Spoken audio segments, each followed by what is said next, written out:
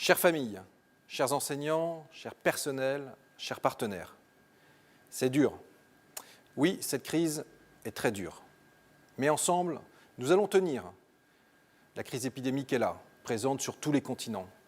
Elle fait sentir sa morsure avec acuité, d'un point de vue sanitaire, mais également du point de vue de ses conséquences économiques. Alors oui, elle bouleverse nombre de nos vies. Le premier message que je souhaite partager avec vous, il est pour l'ensemble de cette communauté éducative que nous formons, c'est que l'État est là et sera là pour vous accompagner. L'objectif premier, c'est que notre réseau de l'enseignement français à l'étranger, dans toute sa diversité qui fait sa richesse, puisse tenir. En premier lieu, en poursuivant l'éducation de nos enfants. Nous faisons de notre mieux pour pallier les effets du confinement et assurer la continuité pédagogique. Je sais bien que cela ne peut remplacer l'interaction d'une classe. Un grand merci à toutes celles et tous ceux qui ont permis ce premier exploit, les enseignants, les responsables d'établissement, le réseau, les équipes pédagogiques de l'AEFE et bien sûr, vous toutes et vous tous, parents d'élèves. Je sais que ces formules d'enseignement à distance exigent beaucoup de vous alors que vous-même êtes souvent très mobilisés également pour assurer la continuité dans vos activités propres. Je mesure ce que cela représente. Les parents en France font face à cette même exigence et j'en suis un.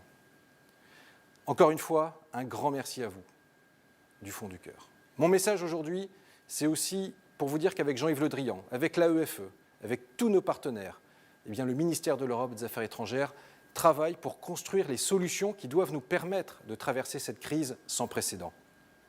J'ai commencé ce travail avec vos élus, les parlementaires représentant les Français établis hors de France, le président de l'Assemblée des Français de l'étranger, avec l'AEFE, avec la représentation des comités de gestion. Et j'ai pris connaissance également de vos nombreux courriers, vous parents d'élèves.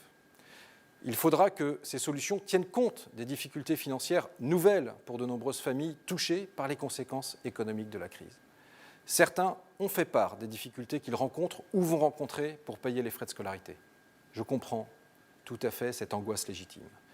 Et je peux vous dire que nous avons l'intention ferme de trouver des solutions pour accompagner les familles en difficulté financière. Nous devons travailler établissement par établissement car les problématiques locales sont si différentes d'un pays à l'autre, d'un établissement à l'autre. Il nous faut être solidaires, pragmatiques, prioriser les urgences pour être efficaces. Et puis il y aura aussi des réponses à construire pour nos établissements, quel que soit leur statut et leur taille. Enfin, ce seront des réponses à apporter pour que l'Agence pour l'enseignement français à l'étranger puisse, elle aussi, faire face à cette situation. Cette année, 2020, c'est une année anniversaire, les 30 ans. Nous devons être à la hauteur de l'héritage qui nous a été légué par nos aînés. Un groupe de travail s'est déjà réuni mardi. Ce jeudi, avec Jean-Yves Le Drian, nous aurons l'occasion d'échanger avec les parlementaires représentant les Français établis hors de France. Cela permet de préparer, de construire les premières réponses qui devront ensuite se prolonger pour conforter l'enseignement français à l'étranger. C'est dur, mais nous allons tenir et nous allons réussir ensemble.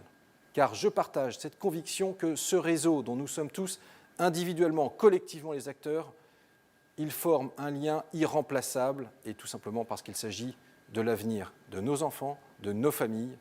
Alors, courage et à très bientôt pour continuer de vous tenir informés.